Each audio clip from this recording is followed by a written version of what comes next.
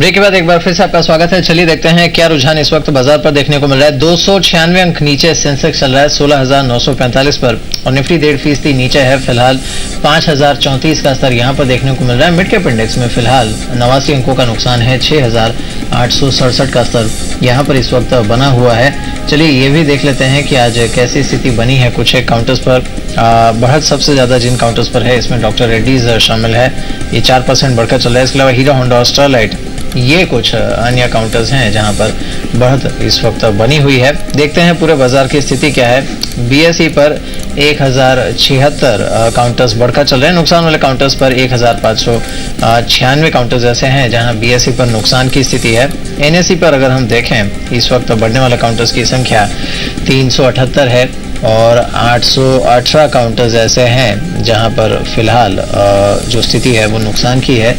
चलिए बातचीत करते हैं। कौस्तुभ धावे से हमारे साथ मौजूद हैं फ्रॉस्ट एंड सलिवन के आईटी क्षेत्र पर बातचीत करने के लिए। कौस्तुभ, बहुत बहुत स्वागत है आपका, शुक्रिया हमारे साथ इस बातचीत में शामिल होने के लिए। इस वक्त अगर आईटी क्षेत्र की बात करें तो सबसे पहला सवाल यही बनता है कि रुपया जिस तरह से डॉलर के सामने बिहेव कर रहा है, 43 रुपये 18 पैसे का स्तर यहाँ पर आज इसने बनाया है इस वक्त जो है वो, और लो इसका 43 रुपये 20 पैसे का है।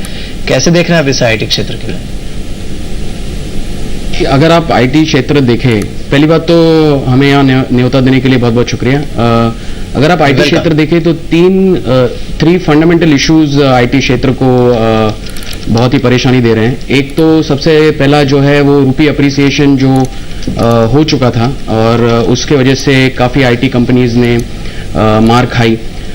उसके बाद जो आया सब क्राइम क्राइसिस जो यूएस इकोनॉमी की वजह से हुआ है और उसका एक डायरेक्ट इम्पैक्ट इंडियन मार्केट्स पे और स्पेशली बीएफएसआई सेगमेंट जो है बैंकिंग एंड फाइनेंशियल सर्विसेज जो एक काफ़ी बड़ा सेगमेंट है इंडियन आईटी कंपनीज के लिए, उस पर पड़ा है। और तीसरा है बहुत ही इंपॉर्टेंट चीज़ जो हम देख रहे हैं वो है आईटी कंपनीज जो इंडिया में है वो लीनियर से नॉन लीनियर बिजनेस मॉडल की तरफ बढ़ रहे हैं। लीनियर मॉडल जो होता है जो आपका रेवेन्यू बढ़ता है डायरेक्ट प्रोपोर्शन में जैसे आप हेडकाउंट ऐड करते हैं, और नॉन लीनियर मॉडल की तरफ बढ़ना। सो ये तीन मोटे मोटे एरियाज हैं जहां पे आईटी क्षेत्र परेशानी झेल रहा है। अगर आप रुपये को देखें तो रुपये का अप्रिसिएशन जो पहले हुआ था 15% ऑलमोस्ट, अभी थोड़ा बहुत स्टेबिलिटी दिख रही है और आगे जाके हम सोचते हैं कि रुपया थोड़ी देर तक तो बढ़ेगा ही और शॉर्ट टर्म में रुपया बढ़ने का चांसेस है, बट लॉन्ग टर्म में रुपया घटेगा और उसके वजह से आईटी कंपनीज पे प्रेशर आएगा और इसीलिए आईटी कंपनीज को कॉस्ट कॉन्शियसनेस और ओवरऑल ग्लोबल डिलीवरी को अलग बिजनेस मॉडल की तरफ देखना है। जी कौस्तुभ, अब ज्यादातर जो आईटी कंपनीज होती हैं उनका भी जो कामकाज होता है जो आगे फॉरवर्ड है जिस तरह से वे करती हैं उसे अगर ध्यान में रखा जाए तो हो सकता है कि इमीडिएटली इसका कोई फायदा देखने को ना भी मिले, लेकिन फिलहाल जिस तरह का मूवमेंट हमने देखा है, आपको क्या लगता है अगर यही स्थिति बनी रही, कितने समय तक ये बनी रही तो फिर कुछ रियल टर्म में बेनिफिट्स इन आईटी कंपनीज को हो सकता है? क्योंकि इस वक्त ये अनिश्चितता थोड़ी बहुत है कि रुपया क्या वाकई इन लेवल्स के आसपास लंबे समय तक टिकेगा। आप जो सवाल पूछ रहे हैं वो सवाल 1 करोड़ का 1 अरब का है। आज की तारीख में हर आईटी कंपनी इस सवाल को सॉल्व करने के लिए जूझ रही है। मेरा नज़रिया ये है कि अगर आप आईटी कंपनीज जो इंडिया से ऑपरेट करते हैं उनका अगर मॉडल देखें तो उनसे ज़्यादा से ज़्यादा जो उनका रेवेन्यू आता है वो यूएस से आता है और काफ़ी हद तक काफ़ी आईटी कंपनीज ने इस बात को ध्यान में रखकर यूरोप में और काफ़ी दूसरे देशों में अपना बेस बनाया है। आगे जाके मैं समझता हूं कि अगर आईटी कंपनीज अपनी मैच्योरिटी लेवल मेंटेन करे और काफ़ी हद तक इंडियन आईटी कंपनीज और अपनी बीपीओ कंपनीज काफ़ी हद तक देश में और ना सिर्फ देश में बट सारे विश्व में अपने नाम की वजह से काफ़ी प्रभावी साबित हुई हैं।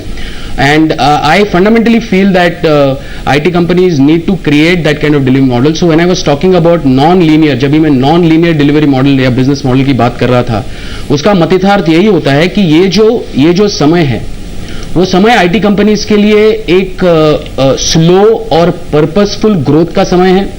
इस समय में आईटी कंपनीज को ध्यान से देखना चाहिए कि क्या क्या एरियाज में वो अपनी कोर कॉम्पिटेंसी बढ़ा सकते हैं। अगर आप 2000 से अगर आपने मार्केट में ध्यान दिया होगा और जैसे इंडियन आईटी कंपनीज बढ़ी हैं तो आपने देखा होगा कि Indian IT companies were a product of a wave, जिसका मतितार्थ ये होता है कि इंडियन आईटी कंपनीज जनरली जो बिजनेस आया है वो कस्टमर डिमांड से आया है, और उनकी जो कोर कॉम्पिटेंसीज बड़ी है या बनी है वो कस्टमर की जो डिमांड है उनको केटर करने के लिए बनी है। डिमांड कंस्ट्रेंट मार्केट में ये एक बहुत ही नेगेटिव साबित होता है, क्योंकि आईटी कंपनीज वही चीज करते हैं जो उनके कस्टमर चाहते हैं। इसके एक स्टेप आगे जाके कोर कॉम्पिटेंसी डेवलपमेंट में काफी आईटी कंपनीज पीछे रही हैं। जो हमारी इंडिया की टॉप आईटी कंपनीज है, आप टीसीएस ले लीजिए, इन्फोसिस ले लीजिए, सत्यम ले लीजिए, विप्रो ले लीजिए, पटनी ले लीजिए, काफी हद तक इनके जो एक्विजिशंस आपने देखे, इनका जो स्लो पीरियड जो entire market which is called it as a slow period where in these companies have really struggled to register those growth rates, इन्होंने इस समय में काफी हद तक इंटरनल इवैल्यूएशन किया है और रुपए को मद्देनजर रखते हुए, फॉरवर्ड हेजिंग को मद्देनजर रखते हुए उन्होंने एक ऐसी स्ट्रैटेजी बनाई है जिससे उनको ना सिर्फ शॉर्ट टर्म में इसको झूलने के लिए एक काफी दारोमदार मिलेगा, बट लॉन्ग टर्म में भी वो नॉन लीनियर ग्रोथ की तरफ बढ़कर कोर कॉम्पिटेंसी को ध्यान देकर अपने डॉलर रेट्स को बढ़ाकर और अपने रेट्स को बढ़ाकर वो एक एस्टैब्लिश्ड रेवेन्यू पाइपलाइन बना सकती है। जी, अब मुद्दे यहाँ पर दो हैं। एक तो मुद्दा करेंसी का है जिसके बारे में हमने बातचीत की शुरू में, लेकिन दूसरा मुद्दा यह है कि जो मांग है या फिर जो डॉलर टर्म में ग्रोथ है वो आगे चलकर कैसे होगी, क्योंकि एक अमेरिकी अर्थव्यवस्था जिस पर काफी भारतीय कंपनियां निर्भर हैं और बहुत हद तक निर्भर हैं, वहां पर जो डिमांड है, आपको क्या लगता है, या आईटी स्पेंड जो है वहां पर वो किस तरफ ट्रेंड करेंगे? क्योंकि अगर वहीं पर दिक्कत आती है, चाहे यहां पर एक डॉलर में फिर से कुछ मजबूती आ भी जाए, तो मार्जिन या तो बरकरार रहेंगे या फिर कुछ प्रेशर में भी पड़ सकते हैं अगर बिलिंग रेट्स इतने अच्छे नहीं मिले तो। बहुत सही सवाल है ये बेसिकली क्या होने वाला है कि यूएस में जो सब प्राइम क्राइसिस का माहौल चल रहा है, जिससे ओवरऑल जो हम कह रहे हैं या जो एनालिस्ट कह रहे हैं कि इकोनॉमिक स्लो डाउन है, उसके वजह से क्या होगा, दो अलग अलग ग्रुप्स हैं। पहली बात तो मैं फंडामेंटली मानता हूं कि हम लोग टाइटली कपल्ड है। ये डीकपलिंग की जो थियरी है जिससे हम कहते हैं कि स्लो डाउन से हम इफेक्ट नहीं होंगे, ऐसा कहना पूरी तरह सही नहीं है। हालांकि हम इतने ज्यादा इफेक्ट नहीं हो सकते हैं और इसको effect in order to avoid that kind of effect we will have to take those appropriate steps. Now in terms of the IT spending we have not seen, हमने ऐसा देखा नहीं है कि आईटी स्पेंड कम हुई है, बट ये कहकर मैं ये भी कहना चाहूंगा कि आगे जाकर जो कॉन्ट्रैक्ट्स बनेंगे, जो नए कस्टमर्स आएंगे, वो कस्टमर्स का डिमांड, वो negotiations of the existing contracts will be much more tighter, they were much more difficult, so you may probably see an addition at the top line, but bottom line अगर आप देखते हैं तो bottom line में काफी हद तक परेशानी होने का नजरिया दिख रहा है और इसको ठीक करने के लिए आईटी कंपनीज को काफी हद तक एक्सपोजर बढ़ाना होगा। डोमेस्टिक मार्केट एक बहुत ही बढ़िया मार्केट है एक्सपोजर बढ़ाने के लिए। जो भी आईटी कंपनीज ने डोमेस्टिक मार्केट में काफी एक्सपोजर बढ़ाया है उनको काफी हद तक इससे राहत मिलेगी, क्योंकि डोमेस्टिक मार्केट में टॉप लाइन आपका एडिशन होगा, बट बॉटम लाइन में क्योंकि मार्जिन इतने नहीं है, बॉटम लाइन में थोड़ी तकलीफ होने के चांसेस है, बट ओवरऑल आपका ग्रोथ इज गारंटीड। तो इस नजरिए पर आप क्या कहेंगे कि इन कंपनियों ने इतना मुश्किल है अपने आप को पहले ही इस तरह से तैयार किया है या फिर अपनी एफिशिएंसीज इतनी बढ़ा ली हैं कि अगर थोड़ा सा भी टर्न अराउंड होगा तो इन कंपनियों के लिए काफी अच्छा वक्त आ सकता है, और जो स्मार्ट निवेशक है वो कहीं या तो अभी या फिर थोड़ा पहले खरीद कर बैठ गया होगा, ताकि आगे चलकर मान लीजिए वक्त सुधरता है तो उसे काफी अच्छे गेन्स हो सकते हैं। एब्सोल्युटली, बहुत ही सही चीज बोली आपने कि ये फैक्ट है कि काफी आईटी कंपनीज ने कॉस्ट कॉन्शियसनेस की तरफ अपना मॉडल बनाया था। हालांकि उनकी जो हायरिंग पैटर्न्स अगर आप देखें तो हायरिंग पैटर्न्स में थोड़ा सा स्लो डाउन होने के चांसेस हैं, क्योंकि नॉन लीनियर बिजनेस मॉडल में आपकी जो यूटिलाइजेशन पे काफी फोकस आता है। दूसरी चीज है कि अगर जरा भी उनको डॉलर अप्रिसिएशन होता है या डिमांड में अपस्विंग मिलता है दूसरे ज्योग्राफी से या डोमेस्टिक में डिमांड बढ़ता है और उनका फोकस है, तो काफी हद तक Indian IT companies will be back with a bang.